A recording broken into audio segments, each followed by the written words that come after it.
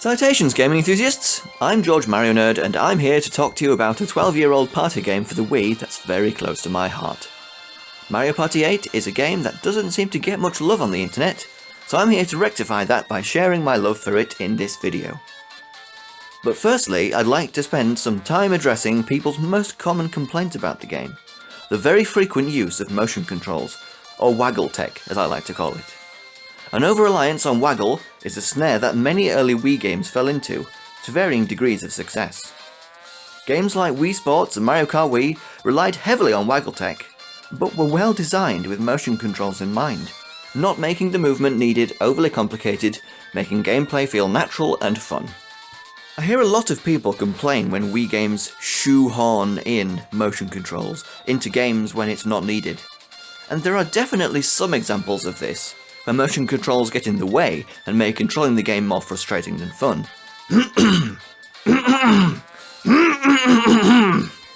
But what is it that makes excessive use of waggle bad, and is Mario Party 8 as guilty of too much or dysfunctional motion controls as people say? First, we must understand how much waggle is too much and why. Let's use two different Wii games that are otherwise excellent, but are strongly held back by excessive waggle as examples.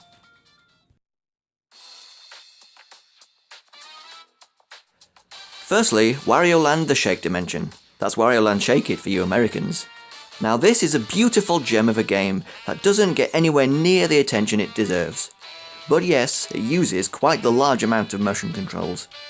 Most of it, however, is quite inoffensive. Of course, as the name of the game implies, you shake stuff a lot, and there's some fidgety stuff like aiming throws and using occasional vehicles. But this stuff is a minor annoyance at its worst, unless you need to accurately waggle on a speedrun mission in a return section, which is rare.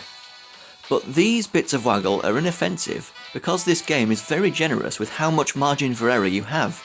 Since you're not timed, are given loads of health, and the game gives you time to learn the waggle mechanics before it gives you anything hard. The submarine levels, on the other hand, are a nightmare. Those levels are all auto-scrolling, you need motion controls to steer, and doing so is tremendously awkward and difficult. Enemies appear out of nowhere, and branching paths along with terrible maneuverability make it very easy to miss paths with collectibles or money you need for a completionist run, forcing you to retry the level over and over again, slowly making your way back to where you need to be to attempt again. Likewise with Donkey Kong Country Returns, you shake the Wii Remote to ground pound, to roll to gain speed, and to, blow on things. Unlike Wario Land though, Donkey Kong Country is hard as nails. It requires a lot more precise platforming, you have way less health, and the enemies are more threatening. Also death pits. So especially when going for a completionist run, which requires you to speedrun all the levels, so you rely on imprecise waggling to go fast, alternating between waggling and buttons, motion controls just make the game so much more frustrating to play. So, we've established that motion controls are at their most egregious when they need to be used precisely in an unforgiving environment, because especially in the pre-Motion Plus Wii era, motion controls were clunky and unreliable. Conversely, Wii games with very simple designs and required motions, with lots of margin for error like Wii Sports, worked well, and the waggle makes the game feel immersive rather than frustrating. It simplifies gameplay instead of making it feel needlessly complicated. It's that simple immersive fun that made the Wii so appealing to everyone and their grandma when the Wii launched. But which of these two categories does Mario Party 8 fall into? Let's examine. Besides the minigames, there are a few basic bits of waggle in the game, like flicking the Wii Remote up for hitting dice blocks, pointing at the TV for basic menu navigation, and a forward arcing motion like in Wii Bowling to throw darts. The minigames on the other hand are extremely diverse and use motion controls in many creative ways. There are 73 minigames, not counting repeated dual ones, 64 of which are waggle based for one or more of the players involved. Now I can't speak for exactly how well the motion controls work for every minigame, because that would take too long, and having grown up playing countless hours of this game, you get used to all the little quirks and inaccuracies of the waggle tech. In theory, most of these minigames are simple, and are well designed with waggle in mind. You've got your Mario Kart Wii clones, your point and clicks, your aggressively shake ones, which are like the waggle version of a button masher, and a lot of ones with just a single simple motion you've got to do over and over. The waggle tech doesn't always work quite right, but most of these are simple and work well. In my personal and completely biased opinion, I've generally found the waggle minigames to be even more fun than regular button ones, and it's always a laugh to see your friends and family look ridiculous trying their best to waggle their way to victory. The only two minigames that I see as having bad motion controls are Blazing Lassos and Scooter Pursuit. Blazing Lassos has a fun idea, but it's ruined by too many waggle controls that are so inaccurate that they hardly ever work properly. And Scooter Pursuit has similar problems. It's a fast-paced button-mashy nightmare in a small space with annoying controls and barely any field of vision. And 2 out of 64 is a pretty darn decent bad to good waggle ratio. Motion controls are fun and y'all are just mean.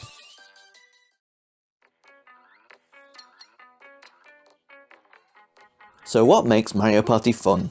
I've always believed that the key components that make Mario Party fun are when there's a reasonable balance between skill, strategy, and just enough randomness to keep it spicy.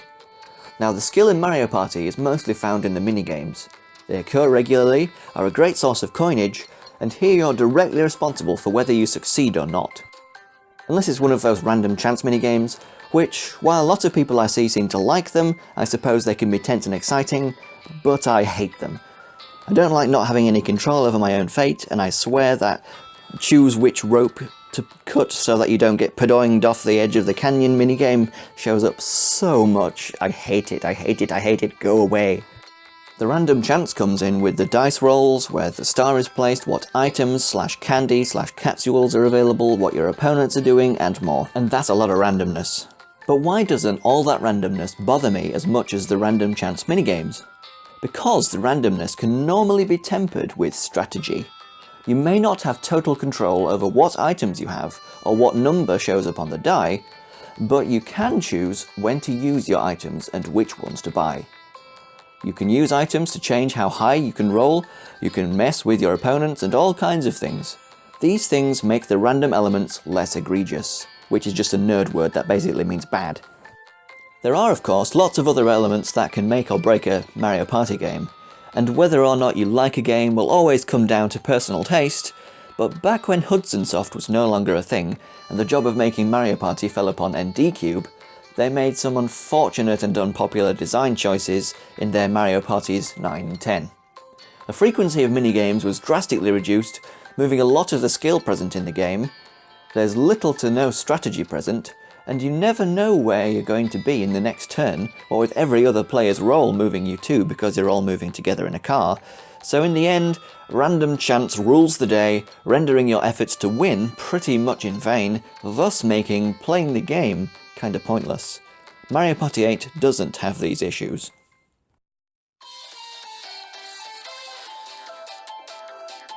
But before this video gets too negative and complainy, let me tell you about why I think Mario Party 8 is so great.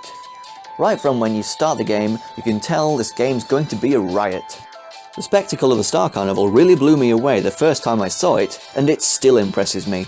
It's just such a fun and appropriate locale to host a party game in. Just looking at this screen gets me hyped. And I can't mention hype without mentioning the Star Festival's hype man, the master of catastrophes, MC Ballyhoo. Welcome to the Star Carnival! So give it your all, I want to see that balloon soar into the stratosphere! Who's at the wheel? How long is this train? Are you ahead or behind? Welcome aboard the Perplex Express! Where are we going? Insane! And at the speed of crazy! Anything can happen during these final 5 turns! He's such a fun guy, and he just radiates an aura of joviality the whole game. And I'm pretty sure his pal Big Top is a member of Cappy's race. Give us answers, Nintendo! Also, the game's music is well made and fits well to where it's used. It's very atmospheric. Most of them are nice, fairly peaceful tunes so far as the boards go, except Bowser's Warped Orbit, which is kind of an earsore. And the minigame tunes are fittingly high energy.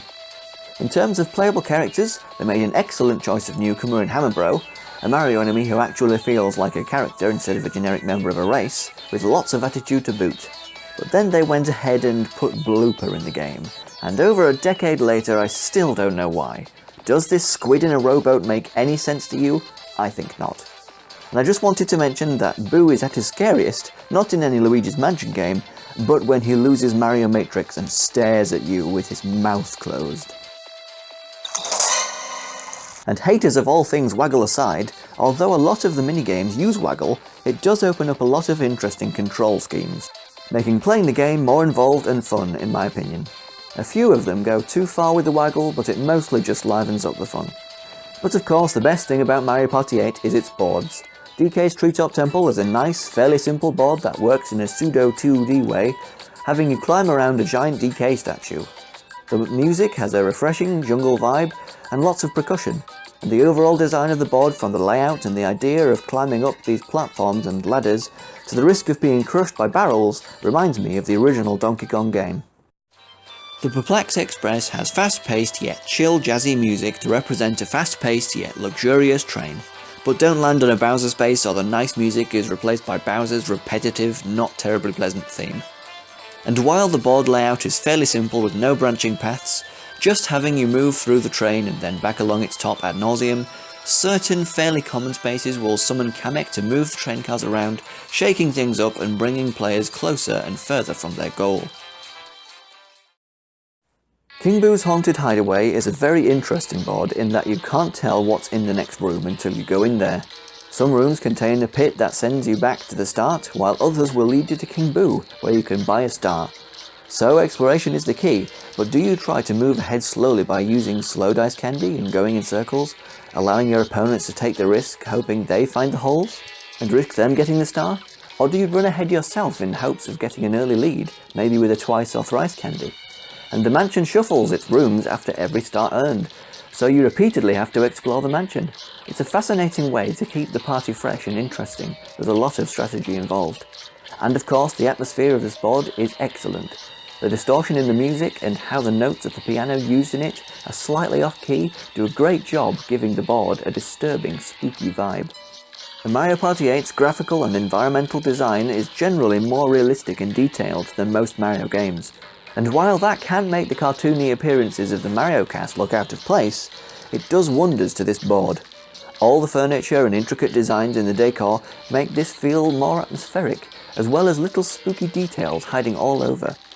Like for instance when you come across a room with a piano in it, every now and again it will play the first few notes of the Super Mario Bros. Underground theme.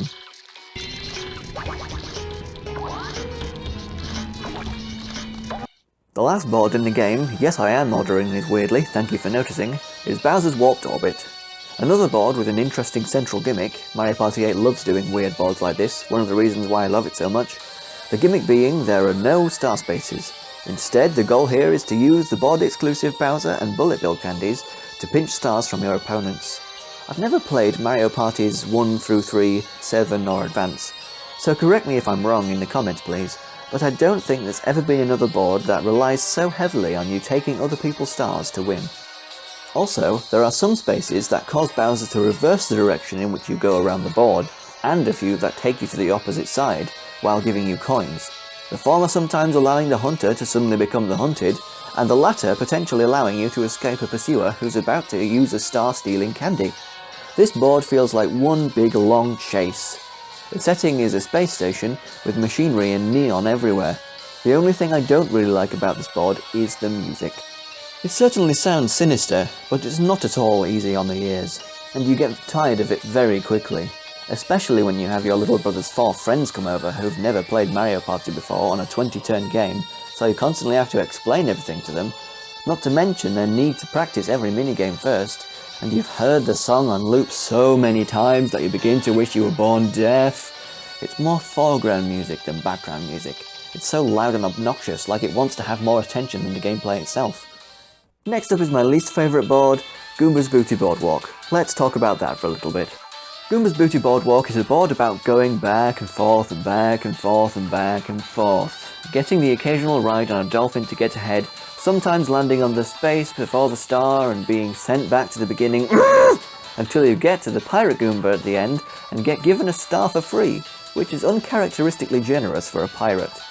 Then he sends his seagulls to attack you. Come on, all they did was fly over you with a wooden board. Why did you jump up to them? And how did you even jump? You're literally a stone head with no legs. Visually and audibly, this board is well designed. Everything has a fun tropical vibe to it, although the music has this one weird bit in the middle where it's like trying to hit notes its voice can't reach.